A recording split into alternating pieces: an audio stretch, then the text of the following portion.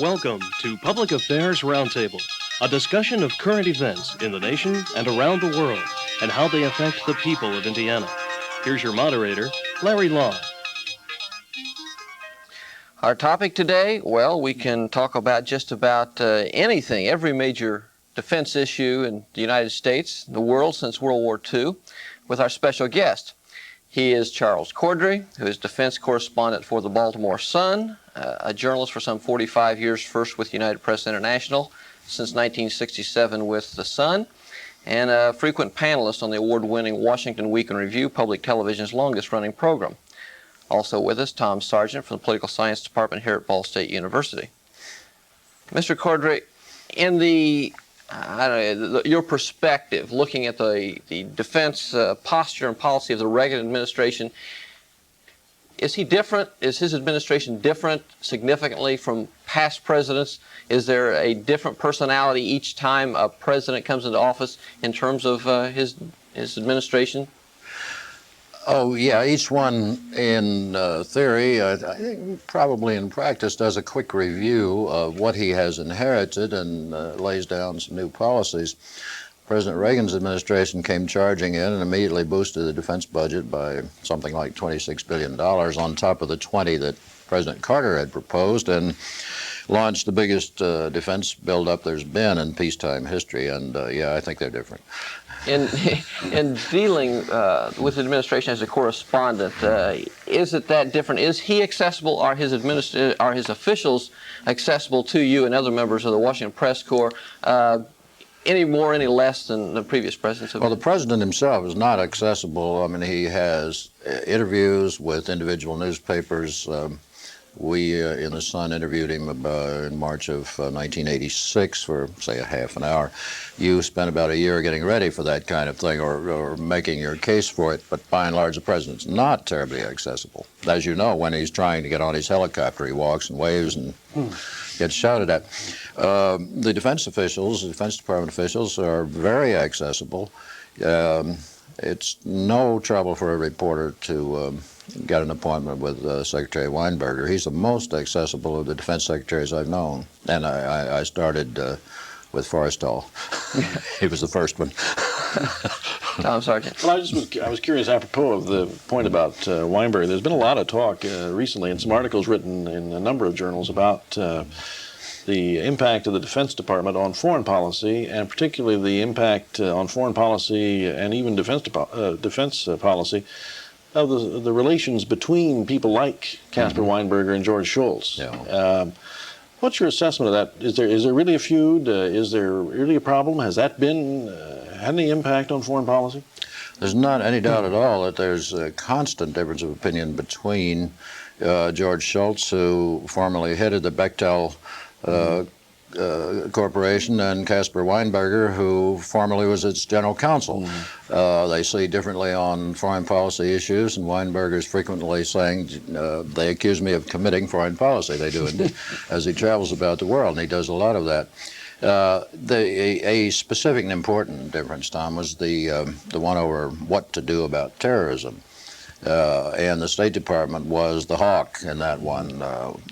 Shultz has a real thing about Gaddafi. He always wanted to put him back in his box. So Weinberger, for all his belligerent attitudes and so on, is very, very cautious about the use of military force. And he argued that striking terrorists, even if you can find out, once you've found out where they are, is not necessarily a good use of the U.S. Armed Forces. Would it promote more terrorism? So there's a difference. There's obvious differences on arms control, but I think those spring from the nature of the two departments. The State Department is there to conduct foreign policy, to reach agreements, compromises. The Defense Department is charged with defending us, and it's very, very cautious about what it might want to give up. But there are conflicts. There are. How short is the string between defense and between the State Department in terms of the channel to the president? You mean the string or the fuse? Well, whichever. Well, one of the problems, of course, is that the president believes that you should have a cabinet officer to run things, and as we've seen, let him alone. And had not used the National Security Council system as he should have. And the Tower Commission pointed that out in the wake of the Iran thing.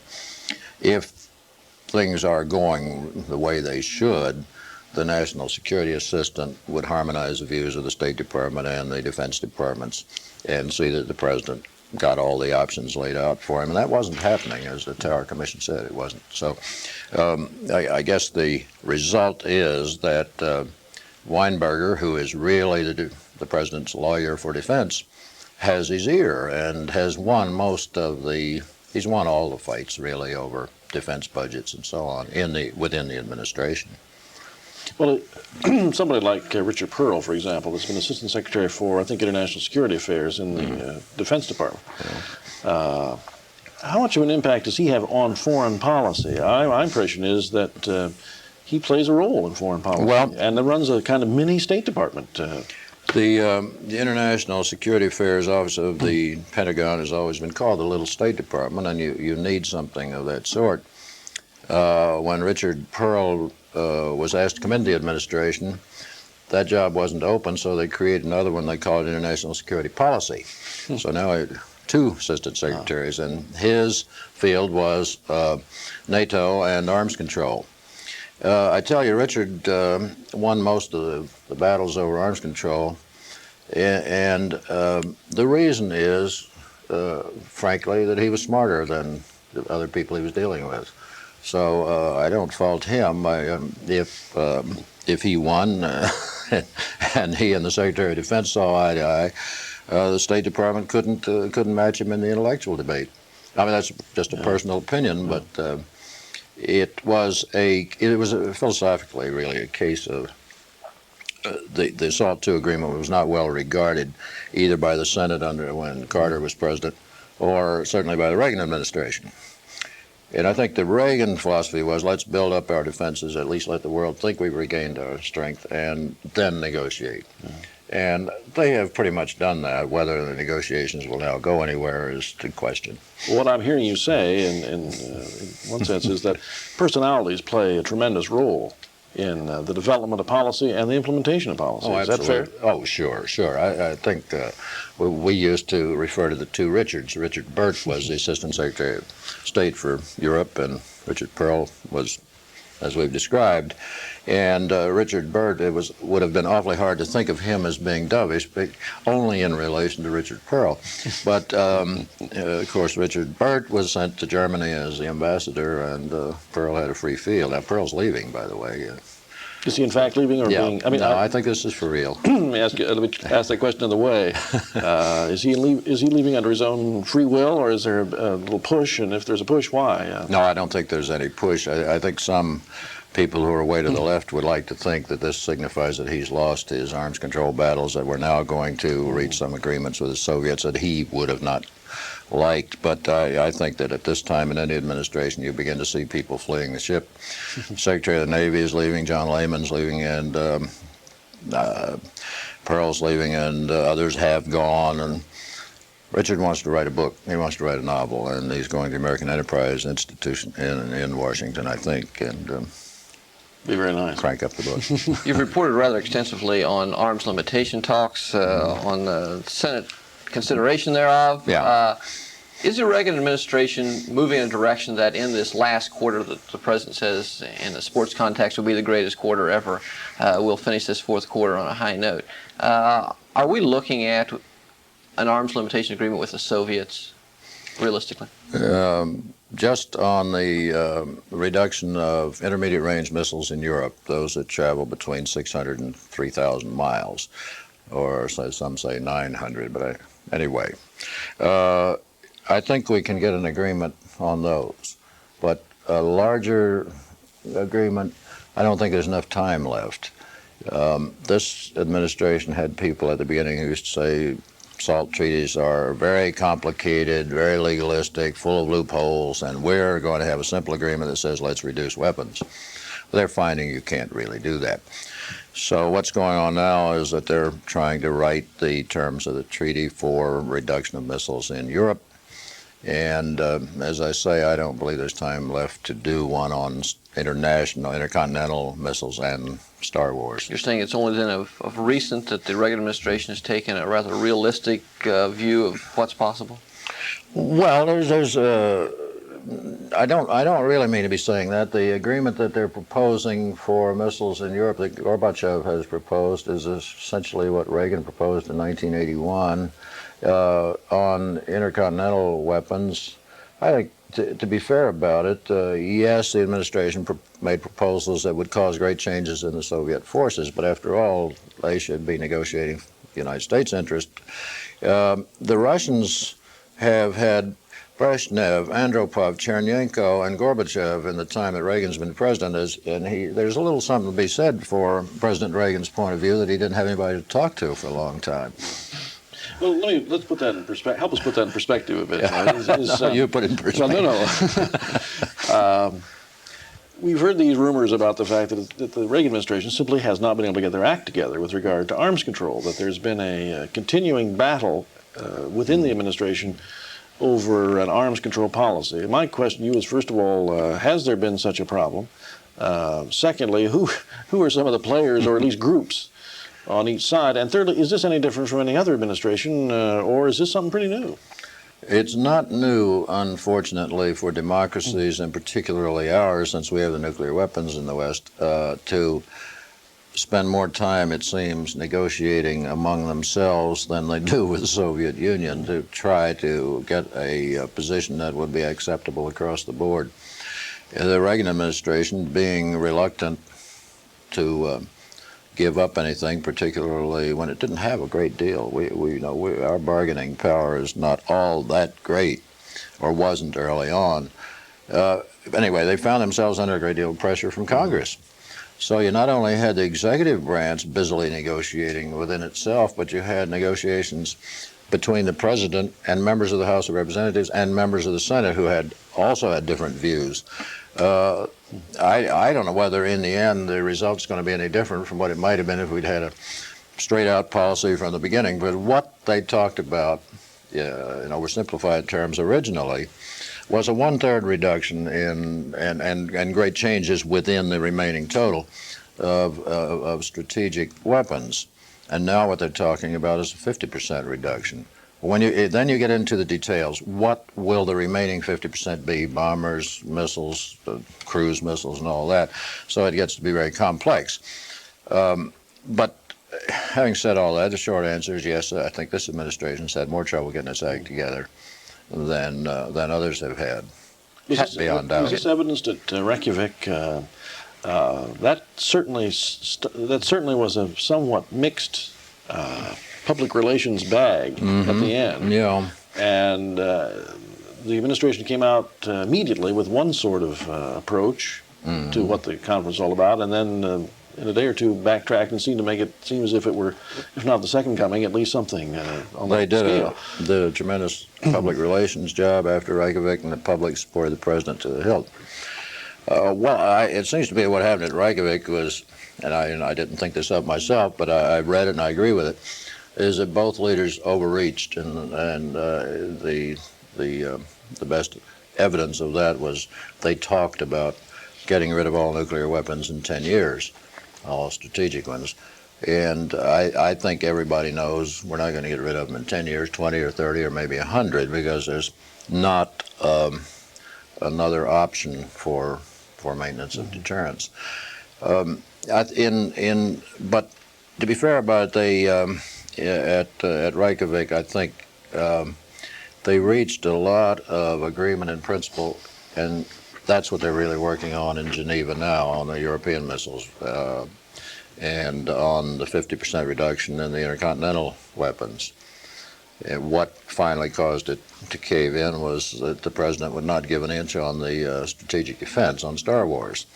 So whether Star Wars ever works in any other way, it won its first victory at Reykjavik because it prevented two leaders from reaching an agreement that they would have had to send their negotiators to Geneva to change anyway. Do we see that as a major stumbling block in arms talks henceforth? At least the SDI has developed in rhetoric, if not in technology, but it's certainly become a center of media attention when we talk about arms limitations.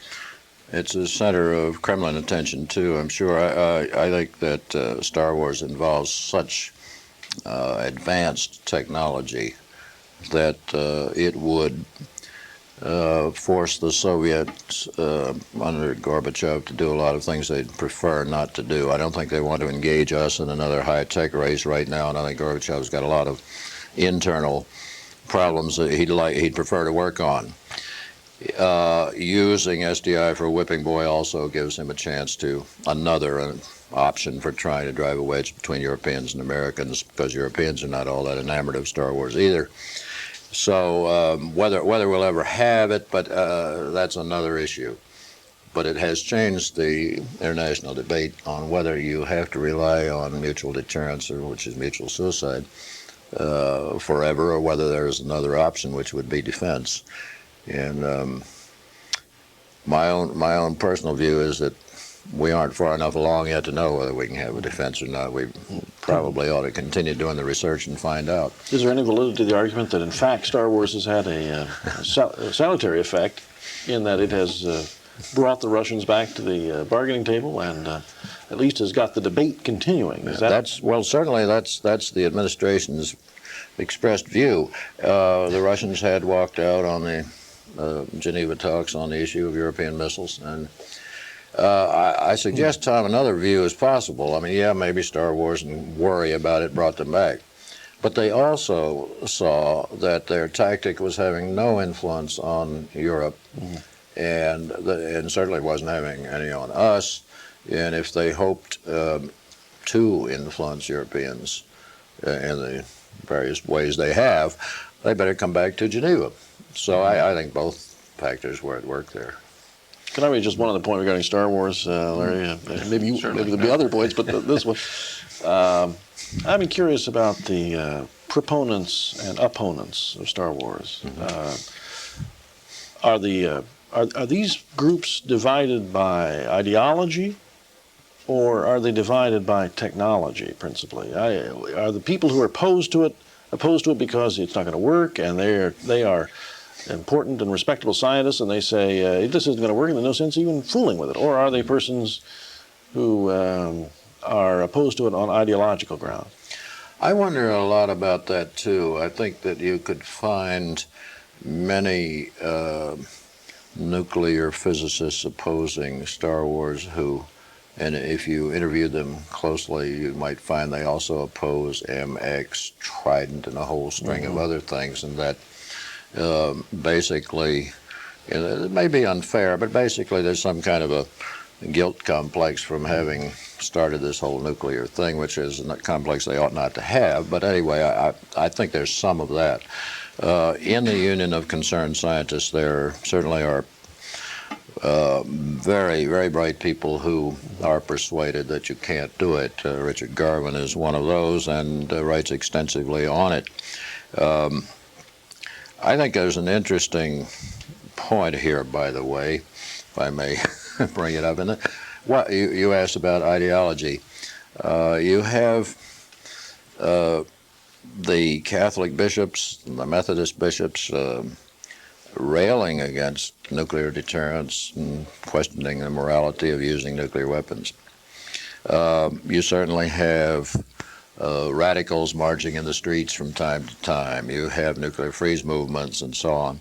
And then you have a very conservative president who's raising similar issues. Is nuclear deterrence moral? I don't know whether Mr. Reagan's ever actually used that expression, whether it's moral or immoral, but he created that impression. All in the interest of shifting to a defense which you don't know whether you can do. And the middle of the roaders in Congress and in the fringes of government and so on say maybe the president's undermining deterrence before he has any alternative, and that this is not a wholly good thing. And we'll find out as time goes on and see what happens on budgets and so on. Well, on the other hand, might the Soviets then be content with rather slow progress and arms limitation in hopes that perhaps the administration that follows the '88 election is not so enamored with the dream of SDI as the Reagan administration is? Well, I'm sure that the Soviets would hope, just as many people in Congress hope, that the next president won't be so wedded to SDI. But the Soviets are not dumb. They may be a lot of things, but they're sure not dumb. and they're capable of knowing, of assessing what we're doing in the field of SDI. We're spending $3, $4, $5 billion a year on it, and I think we will forever. Just to see the research and so on. So they know we're not going to abandon it. And they've got so much work they want to do themselves that my own judgment, from all I can hear, is that the Russians would like to do business with Reagan, but that, the remaining time, once again, gets you back just to the European missiles. But I mean, Gorbachev would like the international situation to be stable. He's got awful problems, if we think we've got. Are the Soviets different now under Gorbachev? I mean, are we seeing a new and improved Soviet Union? Mark II. Yeah, sort of the...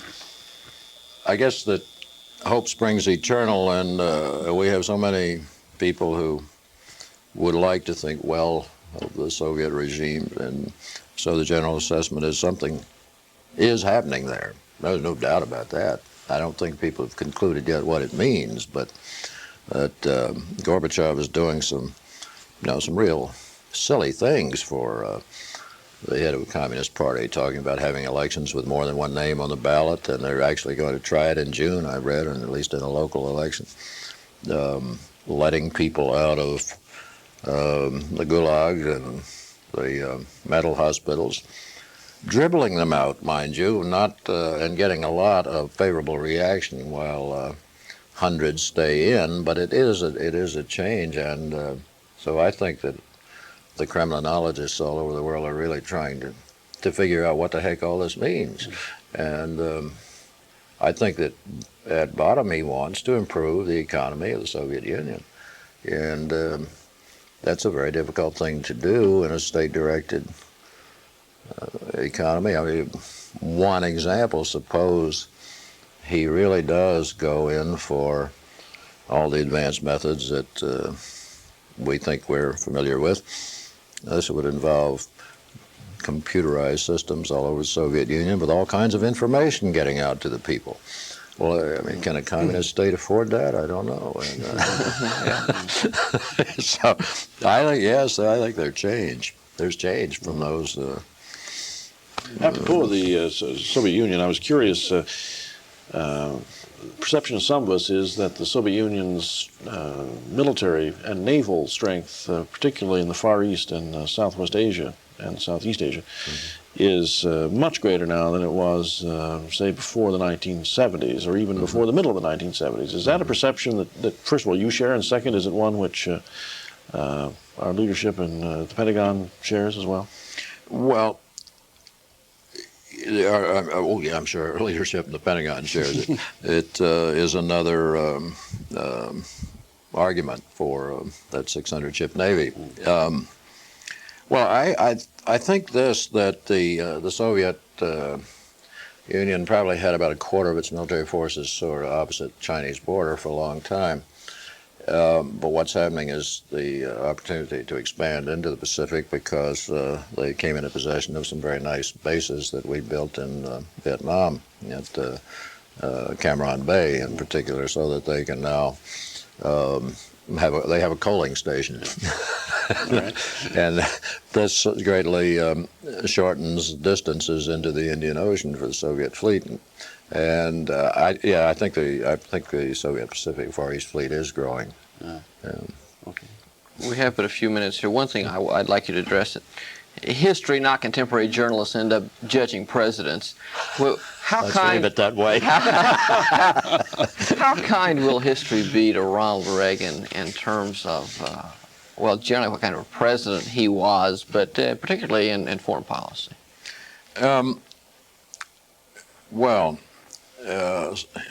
You say history, and I won't have to be around to see what I said at the time, but it seems to me that you may have had a line of demarcation last November when the Iran adventure surfaced, but that in general, I believe history is going to have to say that Reagan restored the country's confidence, and I believe that there was a lack of confidence when he came in, that he made the country feel better about itself, and he showed gave the world a perception that America had rebuilt its power. Whether you can point to individual achievements, that's another problem. It's very hard to say he got a Middle East agreement, because he hasn't, or that he solved the problem in Nicaragua, that he hasn't. And so, but I think history will be kind to him. Now, unfortunately for him, along came this folly with Iran, and then the disclosure of what many people suspected but didn't care about, that he hadn't paid much attention to what was going on in his own national security apparatus. So I think that is going to change. Whatever the view of Reagan might have been, it seems to me is inevitably going to be changed on the downside. But people have been underestimating Reagan for as long as he's been in public life. He does have another couple of years, and we'll have to see now. He's quite capable of snapping back. Then you don't take it lightly when he says this last quarter of his tenure's presidency, it's going to be, you haven't seen anything yet. Well, I think his big achievements came early with the tax cut and the tax revision and the rearming, Social Security settlements and things like that. It's awful hard to see how he can really top those in the last 2 years when he's going to be battling Congress. He hasn't made up his mind, apparently, what he's going to do about how he's going to handle the deficit. But he every day says he won't put up with a tax increase, but he's quite capable of finding another name for some kind of way to raise revenues. But defense is going to be at least on a level instead of an upgrade for the rest of this decade, so I don't think he's got any more to show us there. So it's a little hard to see how that last quarter can be like the first. Sorry, we're out of time today. Thanks to our guest, Charles Corddry, who's defense correspondent for the Baltimore Sun, a journalist of some 45 years. Thanks also to Tom Sargent for his time and participation here today. I'm Larry Lough. Thank you for joining us.